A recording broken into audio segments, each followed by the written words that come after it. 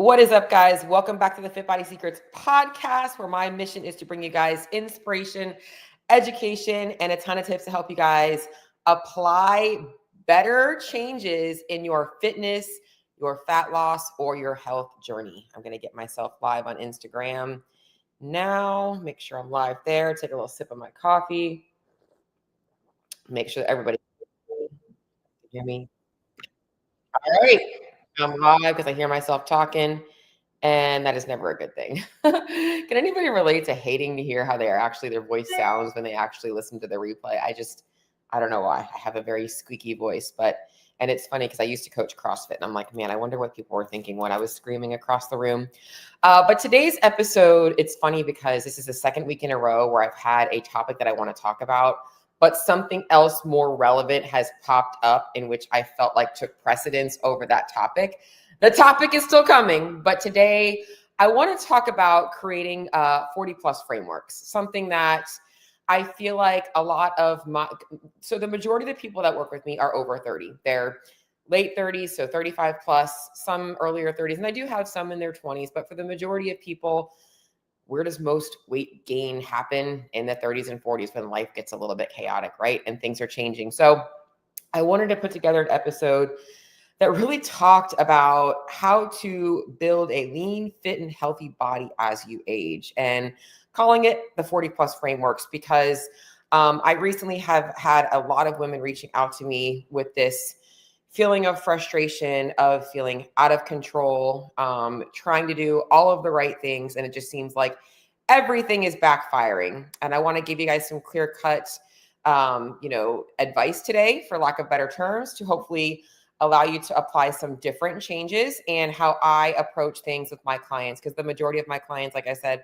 are somewhere in the realm of 30s to 50s. I do have some outliers in their 60s and some in their 20s, but the majority of people are 30 plus and 40 plus. So you're either looking to make sure that you stay fit and healthy as you enter your 40s, which is where I'm at. I just turned 40 years old myself.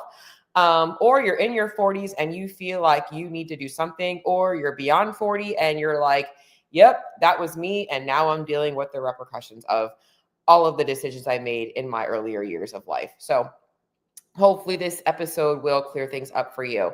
Let me just pull up my show notes so I have them in front of me and take a little sip of my coffee again. By the way, second week in a row, I am loving the peppermint mocha vibes. So delicious. All right. I'm going to start today with a little bit of a pet peeve story. And being honest, I was also in this realm of things, not in my 40 plus, I just turned 40, but in my own fitness journey. I can remember so many times over and over again, trying to remind myself that I just have to get back on track. I just have to be consistent with this one thing. I know what I need to do. I just need to do it.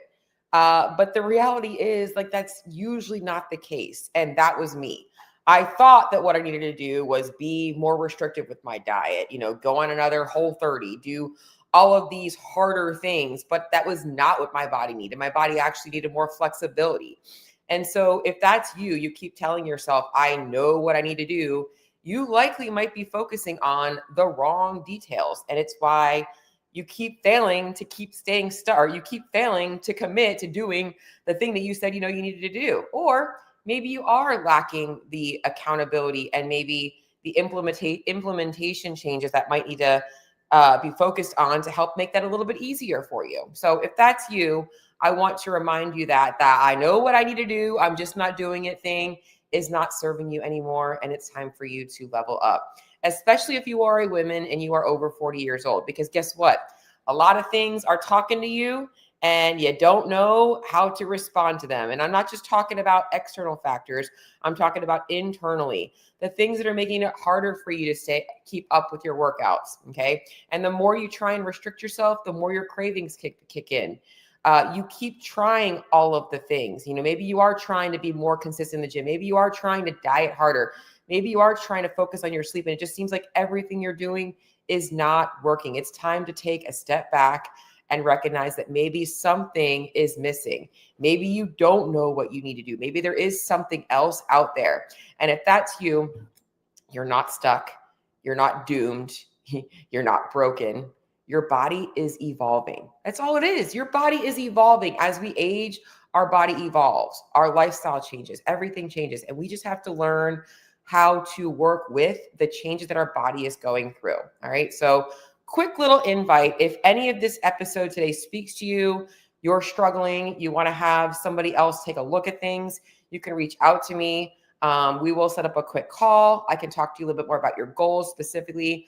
I do have an assessment, so I can give you an idea of what I'm thinking that you might need. And there's no pressure. It's literally just getting an outsider to take a look at what's going on with you, maybe give you some validation that it's not all just in your head and that you don't need to keep trying harder, and maybe give you some direction to make you feel a little bit better and take control over your body again. So quick little invite. There is going to be an application link in the show notes. If you're on Instagram and you're watching this live, you can just shoot me a DM that you wanted to, obviously reach out to me, and we can chat. Keep it very casual there. It's funny because you know what? I am just not really into I'm trying very hard to get better with social media. But everything I learned about it, that was never my goal, was grow social media. I'm a nutritionist. I want to grow more clients. I want to work with more of you guys, but in order to do that, you got to be good at social media. And I've just never really been very natural at the whole comment below this or DM me this. Cause the keyword thing, I get it. It makes it very easy to connect, but I'm just shoot me a message. I'm tell me a little bit about yourself. I want to get to know you. It's kind of you get to go to a bar and you're trying to date somebody, oh, DM me or comment or just give me I guess it is kind of the same thing, but whatever. It's a hand raise. I guess I just answered my own question. Yes, Cheryl, that makes it easy for you to connect with me. So I'll keep up with getting better at my comments and my DM words. Okay.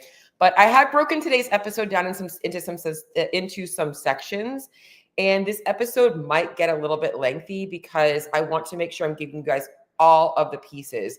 And if you would like, I am going to be putting together a guide for this that you guys will be able to kind of read it. But I would recommend maybe listening to it again, maybe taking a couple of notes down with the things that you feel like are really relevant that you might need to be implementing right now. And when I say that, focus on one or two things. Don't try and overhaul everything at once, because I'm probably going to give you a lot of things and you're oh, that's me. And it's all going to resonate with you. But focus on the things that you are okay, that's the biggest marble.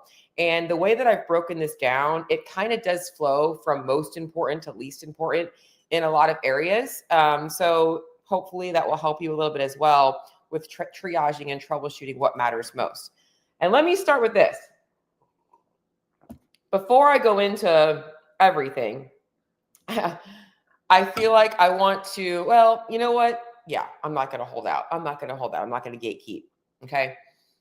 Women in their 40s specifically, you are prey. You are being preyed on by so many influencers, gurus, doctors, functional medicine.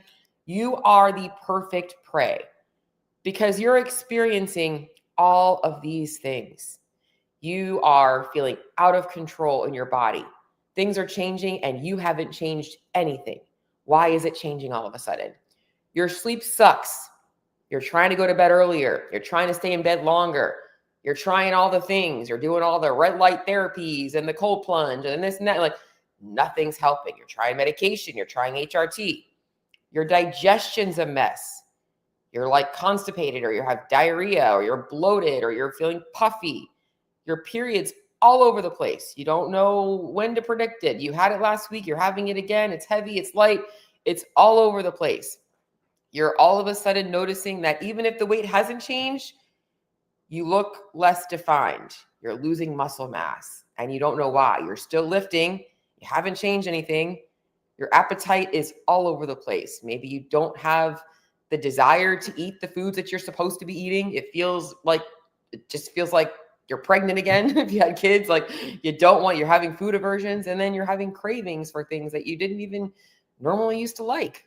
Maybe going back to the muscle loss is you're also noticing that your fat distribution is different.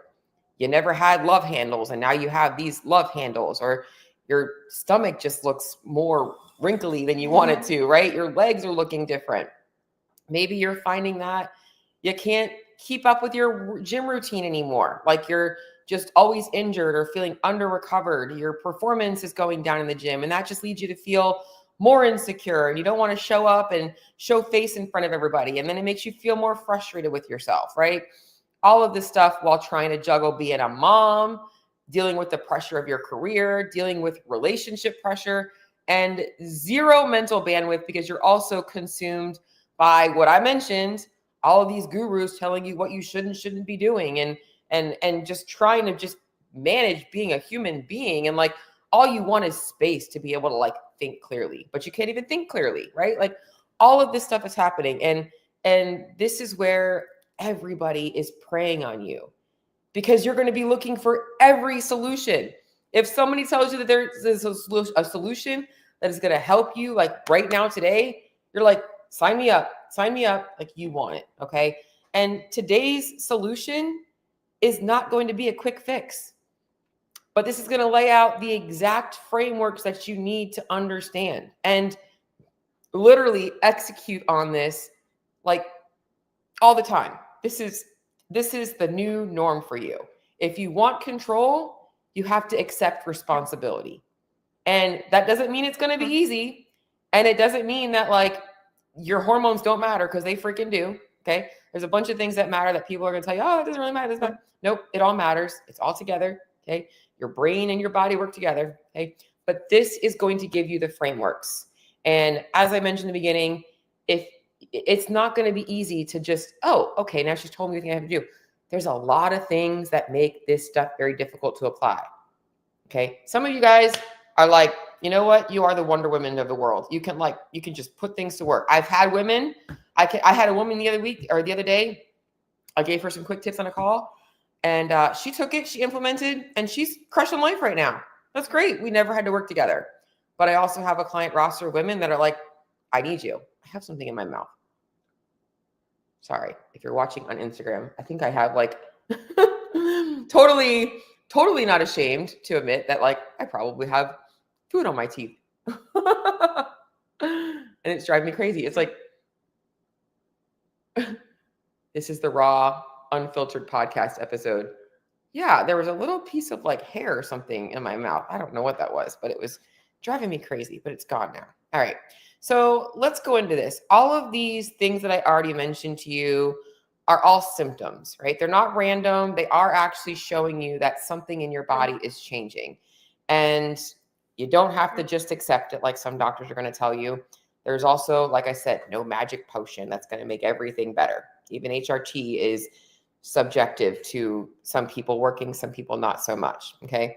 But we're going to go into the 3 phases of my frameworks for if you are in that 40 plus club or even the 30 plus club, and you're like, you know what? I need to be making some changes because my body's just not responding the same way as it was in my 20s. In fact, the thing about the 20s, right? I feel like the majority of people that are overweight in their 20s, it's just because that's America, right? But in your 20s, if you were fitness focused, it was easy, right? Like you could just like lock in for a few weeks and you're back down. You know, it seemed like, you know, you could pretty much keep control of your weight and not have to stress too much. All the diet trends always worked for you. Not the same anymore. Not the same, right? Your body is aging and it's actually gotten smarter. Your body is more wise. It's able to read your bullshit. You can no longer live on 3 or 4 hours of sleep, drinking alcohol, and eating Chick-fil-A and Checkers, right? Like your body's like, nope, I need some different things now. All right, so let's talk about phase 1 of the 40 plus frameworks. And again, this is relevant primarily today for 40 plus, but it's also relevant even if you're not in that 40 plus club. So if anything here, this is just gonna be, some of this is gonna be more specific though, for those of you guys in that age range. Phase 1, we have got to assess, okay? I know you are in a place of pain. You are like, I'm uncomfortable with my body. I feel like dog shit. I want to feel better today. And it's why you keep jumping into all of the things that people are selling you. You're going in because you like think that that's solution, but you don't know where you're currently at, okay? So the first one I'm going to ask is, I get this all the time. I know my hormones are off. I know I'm going through perimenopause, and they have yet to assess any labs. No lab work. No lab work to tell you what is going on with your body. Am I saying that lab work is necessary? No. But I am saying that you cannot diagnose yourself with hormonal issues without actually seeing what's going on with your hormones. Now, I have a lab, I have a guy that has a lab list for women specifically going through this phase of life, or even just a general lab for anybody looking to get their labs tested. Doctors are going to test the bare minimum. They're going to look for reasons to do more testing rather than testing things to see if there's anything that might be signs that things might go haywire in the future. Okay, so whether you think you have hormone problems or you're trying to predict or prevent them, you want to get a full lab panel done if you're going to get labs done. Don't just get the basic shit. Get everything done. Excuse my language. If you don't know, I do curse a little bit. I'm sorry. Okay, I do still go to church and God loves me, but I do sometimes say bad words. But so you have to understand that if you're going to say you have hormone problems, you have to know what hormones are impacted. And I'm not just talking about testosterone and estrogen and progesterone, which are the 3 sex hormones that most people are familiar with. I'm talking about, like, what is your thyroid function? What does your blood sugar look like? Your insulin levels? What does your lipid panel look like? Your cholesterol levels? Other things that are signs of, like, maybe underlying inflammation, signs that things might not be right. Even other factors like nutrient deficiencies, vitamin B12, vitamin B or vitamin D, other things that impact how you feel throughout the day. Because sometimes it is a simple fix of, like, somebody's not getting enough B vitamins or not absorbing B vitamins. There's things that you can check for. Iron deficiencies is a big one, especially with women that have heavy periods. Okay, so if you're going to assess anything and you're thinking you have problems, you should have a lab panel done. Okay. Oh, I think I left my Whoop band on because my Whoop band is now screaming at me. I did. It's been one of those mornings. I've been just, it's actually telling me that my heart rate's in zone 2 right now. So I guess I'm getting my heart rate up. So that's number one, is if you're going to say you have hormone problems, get a lab panel. You don't have to get a lab panel done, but it's helpful if it's available to you. Okay. Number 2, assessing lifestyle variables. Okay. So this is things like work stress, family stress, your sleep, I should say the hours of time you're in bed. Okay, sleep, your eating habits, the frequency of your meals, the quality or the balance of your meals, what you're consuming, how you're eating those, whether you're eating them on the go or you're actually very relaxed, how many times a day you eat. Big things here that we're going to assess. Activity level. I'm not just talking about your CrossFit workout. I'm talking about outside of the CrossFit workout, along with what type of training you're doing. Like, are you doing high intensity training? How often are you doing high intensity training? How often are you doing low intensity training? We want to look at all of this stuff. Your relationships. How healthy are your relationships with your family and your friends? And then also your recovery capacity based on all of those things, right? Like, we have to look at all the lifestyle variables that are going to impact things, because your hormones are literally chemical messengers, and they are responding to the feedback that it's getting from your lifestyle. The stressors you're placing under your body is going to respond to. So lifestyle variables need to be assessed. And it doesn't mean that you have to overhaul your lifestyle. It means looking at where, I like to use the analogy of, like, maybe you buy an old beater car, and you're going to flip a house. The house has potential, but it needs some things, right? House is a great analogy. Maybe it needs a new roof. Maybe it needs new air conditioning. Maybe it needs a new coat of paint. Maybe it doesn't need anything, but maybe just some good decor, right? Like, you have to know what your body is missing so that we can get there. Okay. And then number 3, the next thing that we're going to be assessing is your feedback. And this is where a lot of you guys need to take a moment and allow yourself to have some, why women always say this word, give myself some grace, right? It's really giving yourself some patience. Give yourself some patience. Have some patience with yourself. Actually see what's going on. How are your energy levels comparative to when you felt your best to now? How are you feeling? Okay. How's your mental focus compared to when you felt your best to now?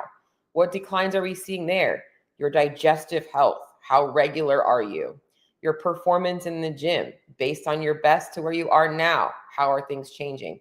Your sleep quality, right? So sleep habits are in lifestyle, but the quality of your sleep. Are you actually sleeping through the night? And then your appetite. Say, so we talked about lifestyle being eating habits, feedback being, okay, what are the cues that your body is giving you to eat and to not eat? Those are all things that matter. Okay. Then we've got diet history. Okay. Number 4, we want to assess what your current diet looks like, but also what you've done in the past. I get this all the time with women specifically over 40. Okay. What worked for me then isn't working for me now. And I had a call yesterday with somebody who told me, I lost weight in the past, but I didn't maintain it. She had 75 pounds to lose. And she explained to me that she had lost 10 pounds in a month. That was her diet history. I'm like, that's not a diet. That was a 30-day, you lost some water weight. You've never lost weight. Like, you lost water weight. So looking at diet history though, so what you've tried in the past, how that maybe has shaped your beliefs around food or what you think you should or shouldn't be doing, and looking at common patterns that repeat themselves. So like, are you somebody who's like, you go through periods of time and like, you're just like not really dialed in on anything. And then all of a sudden you're like, oh, I need to get on a fat loss plan. My body is not liking me right now. Or I'm not liking my body right now. What does your diet history and patterns look like? And then number 5, the last thing that we want to assess, which is also where people normally start, and it's the 5th thing here, is what is your actual goal? Like, you have got to clearly define right now, what is the most important thing to you? Okay. Is it body composition? Is it, man, my body, like I have gained so much body fat right now. I am not healthy. I feel puffy. I feel bloated. Is it that lack of control you have over your body? Like right now, it's your appetite that's out of control. It's your sleep. It's your gut. Everything just feels like it's a constant guessing game.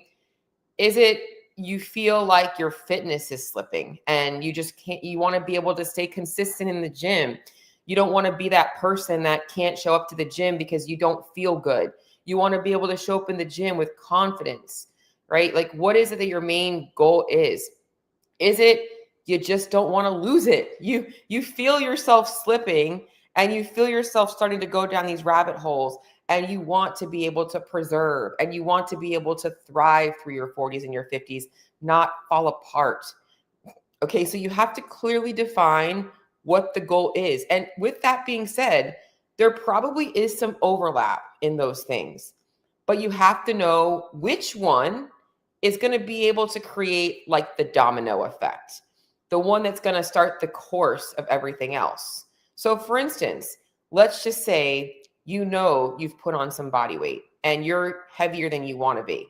And you need to lose some weight because you're noticing the changes. You don't feel good. You don't want it to show up on your lab work, right? But maybe you also feel out of control of your appetite. You feel out of control of your body. You're not able to be consistent in the gym, okay? Your primary goal should be, I've got to get control over my body first so that I can start to go into a fat loss phase. Because if you don't have control over your body first, do you know how much harder it is to focus on the fat loss stuff? We're going to talk about that when I talk about implementation, okay? But you want to have control first. And guess what? When you do that, the fat loss actually becomes a side effect at first. It almost happens naturally. Like you don't even have to really work for it. And then you have to work for it, which we're going to talk about an implementation of that, okay? So we have to know what that is.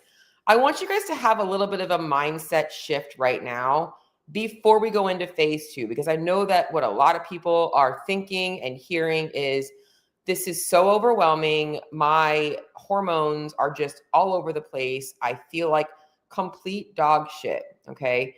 And everybody out there is telling you that you have to balance your hormones in order to be able to control them. That is such a lie, because you cannot balance your hormones. You cannot balance your hormones. You can't. Your hormones will never be in balance. All you can do is learn how to respond to them. I want you to think of it like a seesaw. And it's almost like a seesaw that's in constant motion. And they're always fluctuating. And they change so subtly. You have to know how to find a way to control them. Okay. You need to understand what they're saying when one is too low and how to pull it back in it too high. Like you're never going to be able to have them perfectly balanced. It's just not real. It doesn't work that way. That's like trying to say we can control the weather. We cannot control the weather. Not yet. Maybe in the future. Okay. So that's what I want you guys to understand about phase 1. I said this is going to be a longer episode today. And I am specifically not going to my comments yet. So if you are putting comments or questions out there, I appreciate it. I will come back to them at the end. So hopefully I'll be able to figure out where you were when you were asking me that question. All right, let's get into phase 2. Phase 1, we've got all this stuff we've assessed, right? Lifestyle and all that stuff. Okay, now we want to optimize. We're looking at that house we just purchased that we want to flip. We know all the things that we need to kind of figure out how to fix. And now we are going to optimize. And this is where the magic happens. No, it's not a magic pill. It's not a magic potion, but it's where the magic happens. And this is the part where most people skip because it feels like so much work. And guess what? It is work. Anything worth changing is going to require work. If you buy a house to flip, do you think you're just going to not be able to have to do any work on it?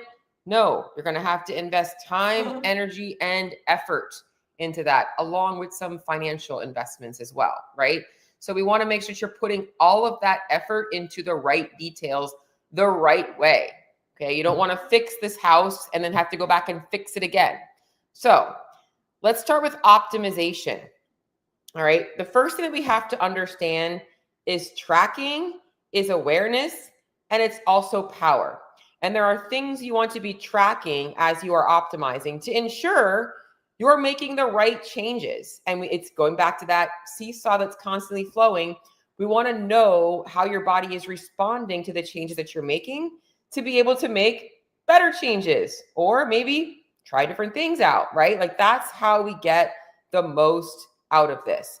Tracking is awareness, which gives you power, okay? So there are a couple of things that I wrote down that you should be tracking. If you have access to a fitness tracker is very helpful. And this isn't helpful necessarily for the calories you burned or tracking your workouts. It's more so some of the other data that it gives you. Things like your resting heart rate, which is a good sign of your recovery. All right. Or when you're overtraining or overstressed. Your HRV, also a sign of better recovery or worse recovery. Looking at your calorie expenditure trends. Calorie expenditure trends. Not how many calories it says your workout burned today, or how many calories you need to eat back in MyFitnessPal. It's taking a look at how different seasons of your life are changing your energy expenditure. Those fitness trackers are not actually accurate in telling you how many calories you burned. However, they will be consistent on those inaccurate calculations. And over time, you can see changes in those expenditure changes. I've been wearing a Whoop band since 2020, I think. So I can go back and look at my history and look at everything and kind of see how things have changed over the last 5 years of my life, which will be really cool to see how my data will look in the next 5 years of my life. Probably why I'll be stuck wearing a Whoop for the rest of my life. I really like data. Okay. But they can be definitely very helpful. Also looking at things like your max heart rate, which is good for assessing fitness changes. Training zones, which can be helpful for moderating intensity when you are somebody like me who is always only knowing how to like go really, really hard. Sometimes keeping your intensity a little bit lower can be helpful for recovery. And then also looking at sleep trends. Again, Most of these trackers are not very accurate for keeping track of your actual sleep, but they can be great at tracking sleep trends for you. Okay. So all of that stuff does matter.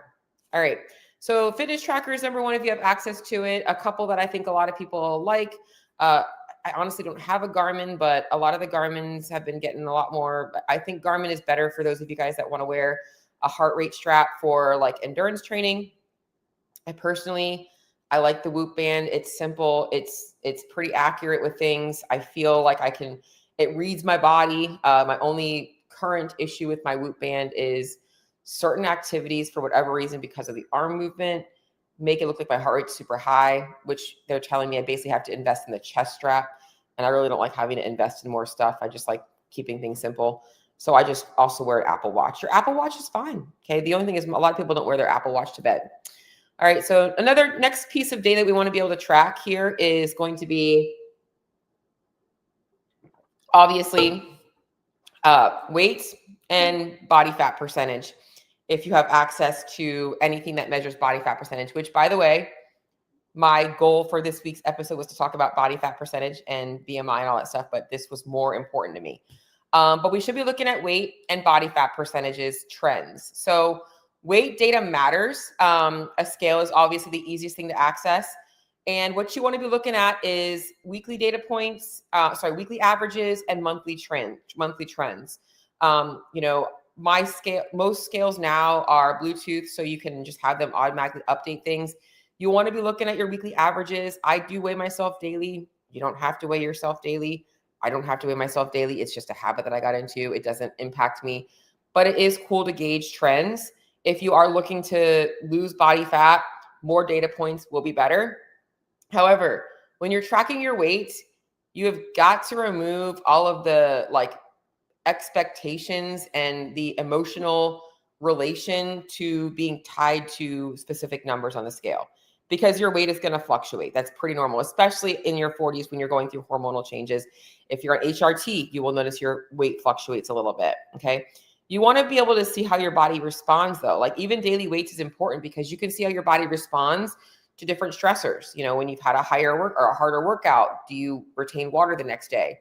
When you're traveling, lack of sleep, training, it actually gives you a little bit more of a relief of freaking out about the scale when you actually know, okay, I'm tracking things, I'm seeing what's going on, and we're going to talk about nutrition next. And then the second piece of this is body fat percentage. Now, I will give a recommendation for the scale that I use. I do think that it is pretty accurate for gauging body fat percentage. And a lot of them are not, especially in fit individuals. I will put the link to it in my show notes, but if you have access to a body fat percentage scale, that's even better. Not necessary. You don't have to but main thing is like getting a daily weight. And also looking at photos. Photos are another way to to track things as well. And I would say looking at monthly progress photos, not weekly progress photos. The only reason that weekly photos might be helpful, as I just said that, is if you are a woman, you can see how changes in your cycle might influence how your body appears, so that you're not like, oh my God, I have to go on a diet. No, like you're probably just holding on a little bit of water because of ovulation or menstruation, right? So you can become more conditioned to normalize that kinds of stuff. All right, so we're tracking fitness trackers. We're talking about weight and body composition. And I guess going back into body composition, I didn't write this down, but if you are somebody that has access to like a DEXA and you want to be able to, or an InBody, and you want to be able to track those, you can do that like monthly, quarterly, whatever. The main thing is that when you're doing that kind of testing, just make sure you're doing it under the same parameters as close as possible. Like on a rest day, first thing in the morning, hopefully, before you've eaten anything, before you've exercised, lightly hydrated, that's the main thing. You want to keep the variables as consistent as possible, making sure that the day before was a pretty consistent day with food, that you didn't have like a meal out or anything like that, because all that stuff can impact those readings. So you want to try and keep it as consistent as possible. All right, so we're tracking fitness stuff. We got a fitness tracker, we got our scale. And the final thing that we want to be tracking is going to be tracking your food. All right, so there's two more things we're going to be tracking. We want to be tracking, I told you this episode was going to get long. I'm like, man, I'm only in phase 2. I got another phase to go through. Okay, you also want to be tracking your food. I get a lot of pullback from this. I don't want to be obsessed with macros. I did not say obsessed with macros. I said you are tracking your food. Tracking your food is different, okay? Yes, you need to be aware of like where your macro ranges are, okay? Going back to like you're fixing the house and you have a budget, okay? You need to know where you're spending your money on fixing that house, right? You don't want to spend thousands and thousands of dollars on, the freaking blinds when like the windows are broken. Like you got to fix the windows first, right? So we got to make sure that we're tracking food and being accurate with that. Like if you're trying to regain control, we have to control the variables. So this is a very controllable variable and one of the biggest variables you can control. So you need to be tracking your food. Track your food. It does not have to be obsessive. And then the final thing that we want to be tracking is gym performance, which a lot of you guys in CrossFit already do. You guys have Sugar Watt or be on the whiteboard or some other app that helps you keep track of your workouts. So you want to make sure that you are tracking that stuff and able to, be able to kind of gauge how things are changing. All right. So there are some things in particular that we're looking to optimize. And I know that all I just talked about, we're still in optimization phase. Those are the main things that you want to be tracking, right? So we're tracking, if we have a fitness tracker, weight, body composition, we're tracking our food, and we're tracking our gym performance. I probably could have summed that all up for you, but I have a lot. Like I said, I'm trying to give you guys in depth today because I want you guys to really understand everything. All right. So now we're going to talk about the things that we want to optimize. Nutrition keys. All right. We need to know two main things, your calorie needs and your macronutrient needs. That's going to allow you to control body composition and ensure that you have enough energy for your workouts while keeping you insulin sensitive. Those three things together are the recipe for the best body composition as you age. Okay, you have to understand how your body is responding to what you're feeding it, along with micronutrients from food. Okay, you don't need to take a freaking $500 supplement stack to be healthy in your 40s. All right, most of the things that you're getting from these supplements are found in your food. You are spending entirely too much money on all of this stuff that is just snake oil. And if you don't believe me, here's a quick little thought for you. Literally stop taking your supplements. Stop taking your supplements and tell me you feel any different. Just saying. Okay. Don't take, if you're worried about that, stop taking one at a time and see what happens. Because there might be a few, I get it, like some people do gut stuff, whatnot. But for the majority of you guys, you need to be getting more nutrient-rich foods. It's why the macro thing doesn't work in your 40s. Maybe when you're in your 20s, you can just, control your calories and be fine. No, your hormones are changing. You need more hormone-supporting foods. Things like cruciferous vegetables and nuts and seeds are going to help with estrogen levels. Like there are things you need to be getting from your foods, okay? You need to know, that's why, so it's basically we're addressing the quality of your food, getting good sources of your food, and ensuring that you have the right macro balance for the calories you have that you're consuming, all right? Next thing we want to optimize, so we got food, amounts and types. We want to optimize meal timing. All right, so let's talk about this. We are always subjective to like the calorie equation of calories in and calories out. Yes, when it comes to weight, that is all that matters, right? If I'm eating less than I'm burning, I'm going to lose weight. If I'm eating more than I'm burning, I'm going to gain weight. But meal timing matters for nutrient absorption, for energy, for muscle protein synthesis, for you to feel better in your workouts, for you to sleep better, and also for you to control your appetite. Meal timing matters. I don't care what anybody says. Breakfast matters. You should be eating. You've been fasting all night. If you're not hungry, that is a red flag. Pre and post workout nutrition matter. No, you don't have to slam a protein shake after you went to the gym. You can have a normal meal, but you need to have a meal after you work out. You can't work out at 8 a.m. and then not eat until 1 p.m. That's not giving your body good signals. You're keeping your body catabolic. Don't you want to preserve muscle tissue? Feed your body, okay? Give your body enough nutrients. Nighttime meals, people that don't eat all day and they're macro hoarding or their habits are just like they eat a bigger meal at night. Yeah. And that's also probably why you're having a hard time sleeping Your body is working so hard to digest all that food rather than being in a rested state. Like, you want to avoid big, huge meals. All right. And then you want to have a consistent cadence to your nutrition, not just going by when all of a sudden your body says, I'm hungry now. What should I be eating? No, like, develop consistency in your nutrition habits. These are things that I'm not going to tell you this is what you have to follow. We work together to get your body understanding what works best for you. You learn how to read your body. All of this stuff is about you learning how to read your body. Okay. So we're assessing, we're optimizing food quality, amounts, timing, and structure. Okay. Now, the next thing we're optimizing. Ooh, that went down the wrong pipe. I'm going to run out of coffee today. And I'm not going to stop and get another cup of coffee. Now we want to look at movement. All right. And I'm talking about, yes, your consistency and frequency in the gym, along with what you're doing, making sure you're getting in resistance training and you're also getting in some cardio, but also looking at non-gym movement. So how much are you moving throughout the day?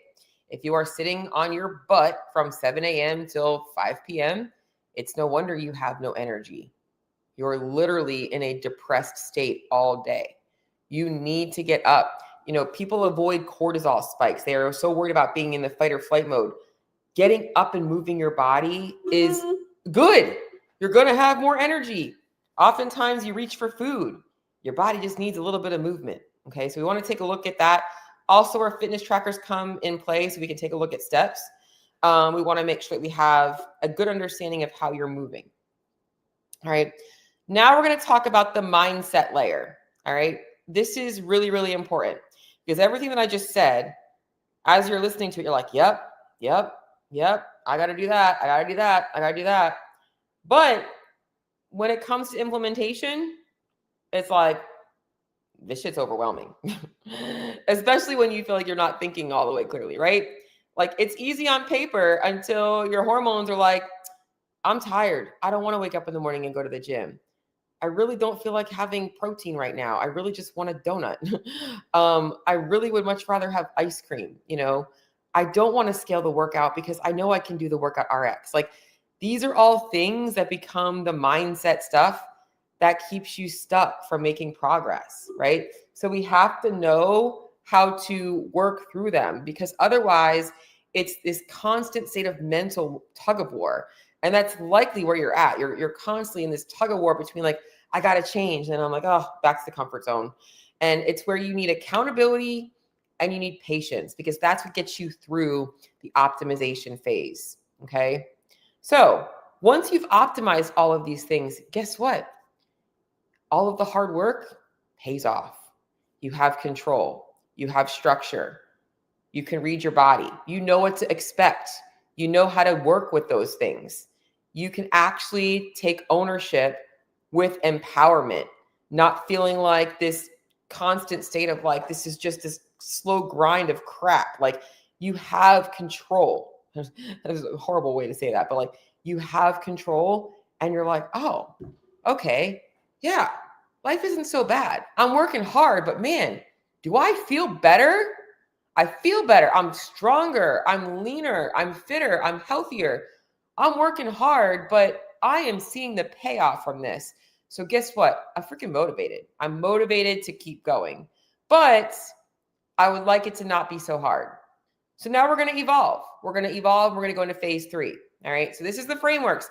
And this is the frameworks for all of my women, and men too, but anybody looking to maintain, even if you're not 40 plus. I know a lot of these things are specific to 40 plus, but even women in their 30s, their 20s, this is the frameworks. Final phase, phase 3. And I will take a step back in phase 2. Sometimes in phase 2, there are some more specific things that I have to change. You know, maybe there are some supplements that I might recommend that might help with things, but they are like the 1%. Okay. And the majority of the time, all of this stuff has to be covered first. Phase 3. Okay. We're going to learn how to maintain and evolve, right? This is the part that most women never reach. Even if you are successful at transforming your body, most women can't maintain it because they haven't actually solidified all of the optimization habits and they're only focusing on the scale. All right. Most women never reach autonomy in evolution. Your body can evolve in a better way if you take the right approach. The foundation is the same. Nothing changes. You've got your meal structure, you've got your habits, you've got all of these things built in for you. All right. You understand things. In maintenance, you're looking to optimize calorie intake. So if you were in a fat loss phase, we want to find your calorie ceiling based on your current activity level. And also know how to balance that if activity level changes. If all of a sudden you're having a month where you have a layup and you can't get to the gym as often, how do I need to change that? Okay. Understanding that like lifestyle habits are permanent. You are going to have to change some things that maybe have changed right now because of how you're feeling, right? Maybe there are some habits that you're doing in your 40s that were not such a big deal in your 20s or your 30s, but now they're biting you in the ass. Alcohol is the biggest one. You keep drinking alcohol because you enjoy it, but it's also holding a lot of people back, okay? Lifestyle changes are permanent. All that changes is maybe in maintaining, you aren't looking at the data as much because you're so repetitive with things. Things are just natural. You don't have to worry about tracking because you feel pretty good. You can track if things start changing again, okay? Your skill now is learning how to self-monitor without being obsessed. You've done all the hard work. You've laid the foundation, you've optimized. Now it's just self-monitoring and not stressing. It's knowing how to dial things back in if you need to. It's recognizing when you're starting to backslide. It's making sure that you're not getting into old negative diet baggage feedback loops, right? Like all of that stuff. It's knowing how to adjust your calories and your macros if training volume changes. You know, if you started to put on some lean muscle, you might have more needs. Like you might need higher energy needs. Like that's not you failing because you all of a sudden are hungry. Like that's you needing more food. All right.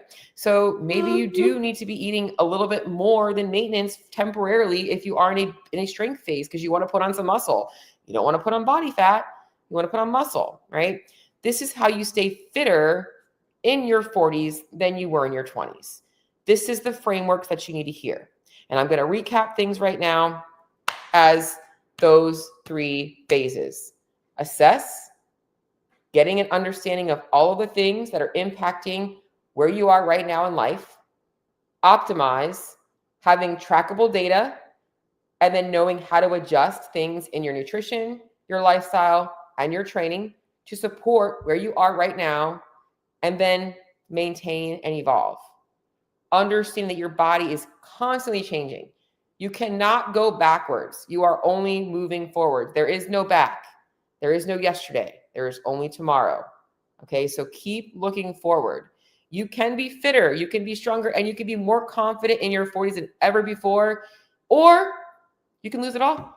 You can literally say today, I am going to blame my hormones and I'm going to just shut down.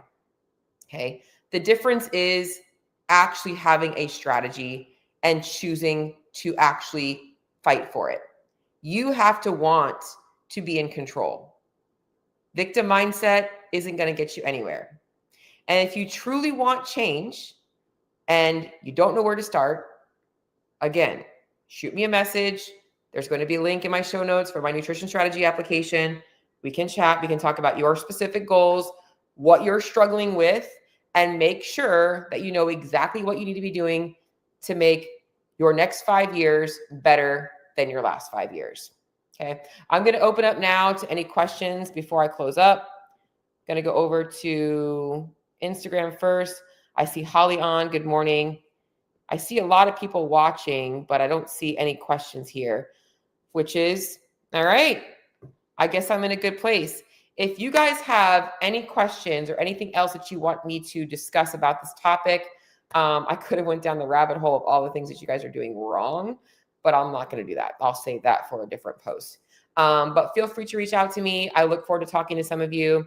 Until the next episode. Oh, by the way, have a happy freaking Thanksgiving. It's Tuesday. Thanksgiving is in 2 days.